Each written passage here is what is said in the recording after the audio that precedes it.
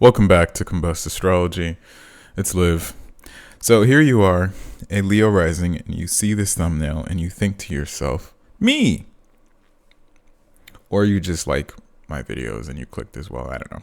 But anyway, it's time to hear about yourself. Prince, princess, king or queen. I'd rather call you guys princes and princesses because that's really the way you act. But is that a bad thing?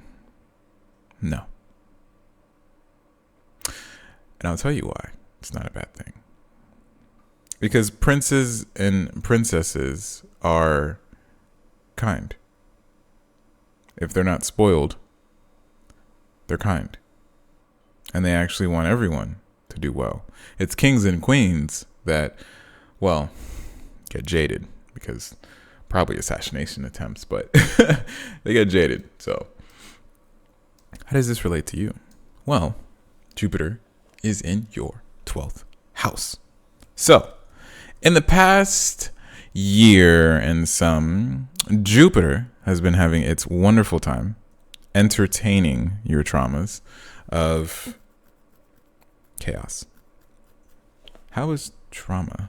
How is chaos a trauma? Well, Jupiter in your 11th house, squaring your 8th and 2nd house, connected you with people or a person, or peoples, plural, S, just one. And then it also made you feel like forever. And then at the same time, maybe not so much. The mutable square of Jupiter in Gemini did its big one of making you kind of realize that there's more to life than what you thought before. And it either did it through friendships or personal relationships or through just purely fun and just relaxing or to organize and achieve a goal that's bigger than yourself. So now, the same Jupiter that taught you maybe long-term love or that taught you I can actually achieve what I want with union is now going to teach you about your own self and also about working through the traumas. Why did I circle everything else but Jupiter in Cancer? Or the 12th house, basically. Because we're tapping into that subconscious, right? Jupiter in Cancer is going to heal the parts of you that, for lack of better terms, you kind of operate from here, right? You assume everything can be good, especially if you have Venus or Mars in Cancer and you're a Leo rising. You guys are basically a Scorpio placement because it's like, God forbid you find someone early in life. Now you got to live with them for like 17 years or something. God forbid you hear someone's sad story, then you feel bad. You guys are addicted to healing people that, for lack of better terms, don't really, I would say, deserve it. But, you just want to help the broken, right? Because all of your water houses are in water. But it's shifted. So your 12th house being motherly means that here you are, always going out of your way to be the person that has to heal, has to help, has to be the one that's in the better emotional standing. This sounds like I have beef with you guys. I really don't. But you take a specific route in these relationships that you kind of, like, you put yourself to be the person that's going to heal someone else's trauma when it's like, what about that shit you got at home? What are you going to do about that? Especially in these past years where it's been like Uranus in your 10th house, it's gone in to finally make you have a sense of stability. And I know that sounds like counterintuitive. Why would Uranus give me a sense of stability when it's in my 10th house? Shouldn't that mean that I lose my job? I lose my money? Not necessarily. I look at this because of your rising sign, and also your placements will adhere to this more than anything. I think this is a longing to be in a position that does give you a sense of stability out of the pseudo stability you get now, because you want more. And the Jupiter and Gemini transit was amazing for you guys because it gave you a little bit of a nice little peek at what you could potentially be if you try and push yourself out of your comfort zone. And that's why I said Jupiter and Gemini was good for you, because it exposed you into being more, right? Jupiter is always going to be expansion. It's not necessarily wanting to be in Gemini, but if it's going to be somewhere and it's going to be there, then at least you'll get an expansion of things that you can find yourself, because, you know, the Virgo second house is like no fun. It's super cheap. Sorry. People don't realize it, but it's super cheap. It's very effective, so it can get away with it, but it is super cheap. But coming back to that Uranus in the 10th and why this plays a part, it's because thankfully Uranus isn't going to be sextiling the Cancer, right? So this is going to be a transition on itself. And one of the things that you'll kind of have to learn, even though this is a good transit, is that because Saturn is going to be in Aries, but Neptune's going to be there, you're going to kind of realize that you actually don't really have boundaries. You know, and this is between me and you, so it's not like everyone's going to know you're a Leo rising, unless someone sent you this video in case they're subtweeting you. I think they got beef with you. You don't really have boundaries. What you do is you impose yourself onto others through the idea that you're there to help them. But you didn't even give them a chance to actually share what it is that they need. The same way your trauma in your own childhood, where you didn't get the ability to just have that. So a little thing that I learned, and I think I said it in the past when I was covering the Saturn stuff, looking in the past historical charts of people, like 10th house Taurus is like very, very much royalty. It's very much like people that keep a tradition. The part about tradition is that it's not realistic.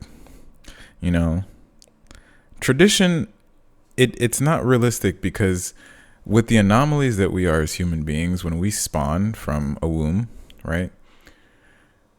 Like, astrology has shown me no two people are the same. Even twins coming out of the womb, one of their charts has yin and yang. Like, so to expect someone to carry on a lineage of something that they're supposed to do because the person before them did it, it's silly.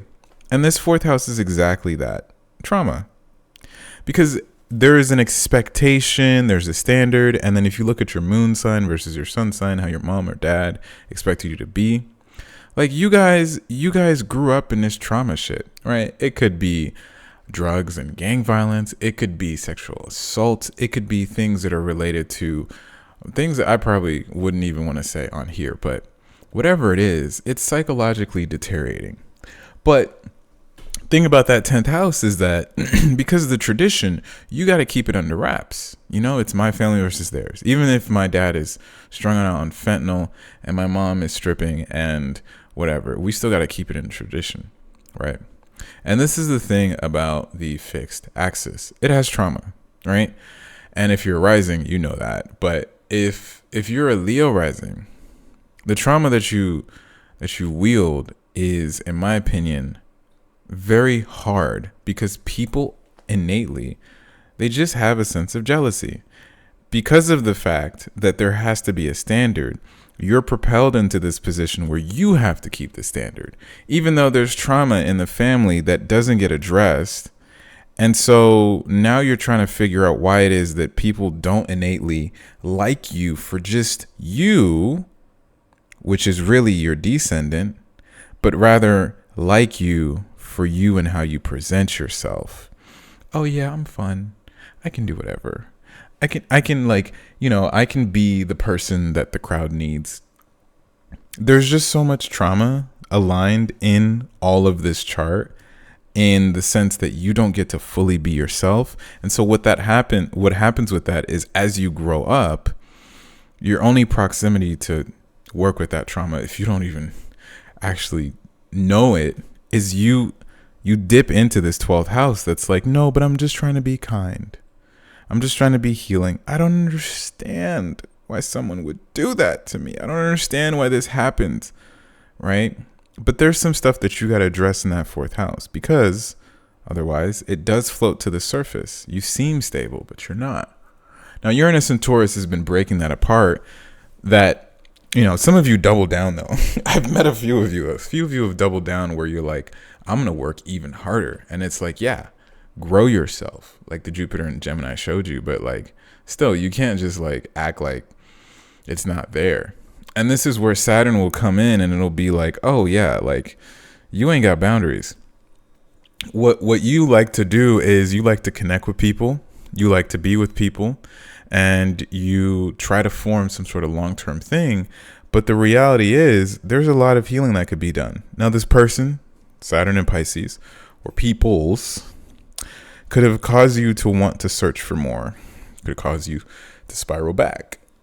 But it definitely was something that made you feel like you were going to learn from this person. Saturn leaves in Pisces and it ends, or maybe it evolves. Maybe you get a vow renewal. But the goal now is to address this. You want to learn. Cool. That's awesome. You want to grow. You want to evolve. Cool. But where are you doing it from? Is it genuinely because you like what you do?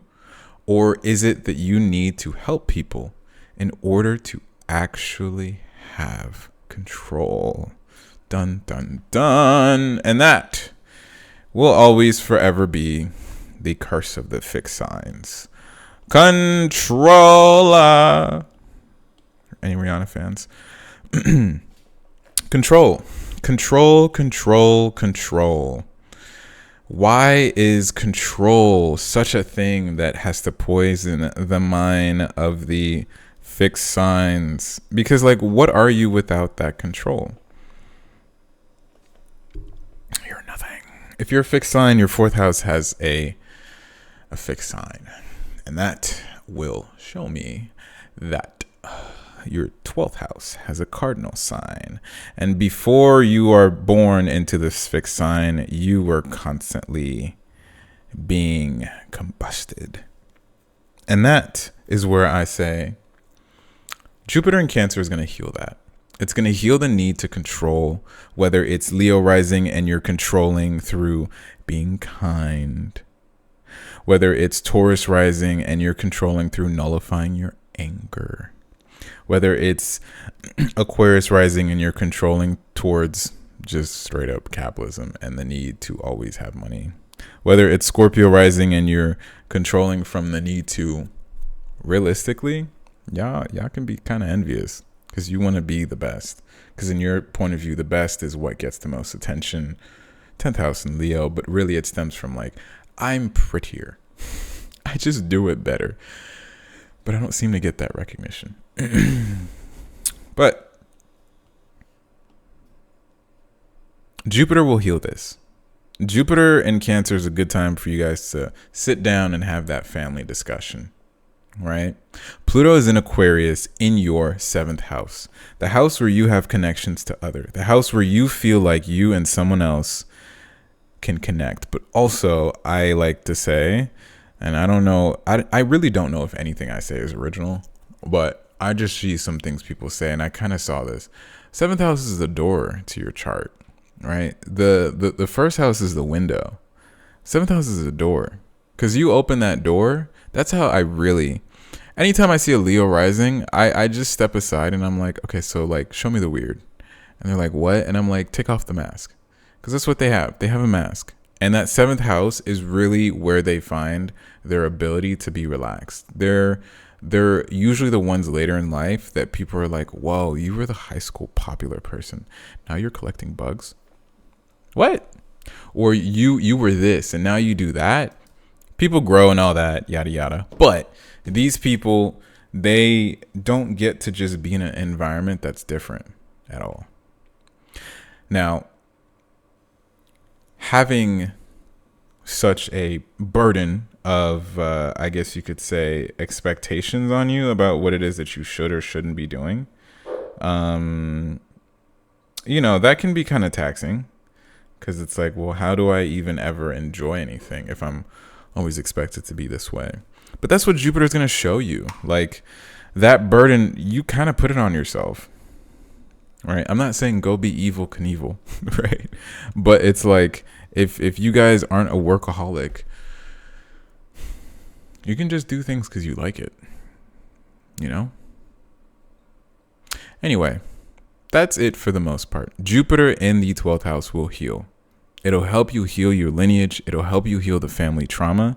And most importantly, it will teach you very healthy ways of creating connections with people emotionally that doesn't come from the standpoint of you pushing your agenda onto them without the ability for them to kind of just decide what they want to do.